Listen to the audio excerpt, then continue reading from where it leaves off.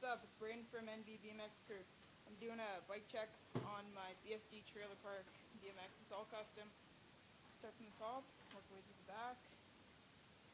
First, we got the ODI long neck grips in purple. The Clat Ashley Charles bars. McNeil cell stem. Colony top cap for the Colony Guardian forks. Odyssey and Van Darrow front hub laced to an Odyssey hazard light rim. Headset is a Eastern. Front tires are Rant 20 by 2.30.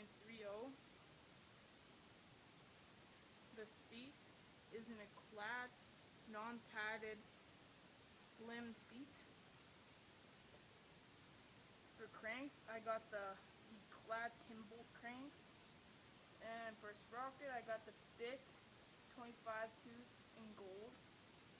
Chain is a Salt Plus half link chain in black. The back hub, I got a G-Sport ratchet hub laced to an Odyssey quadrant rim. Back tires are Sabrausa 2.20.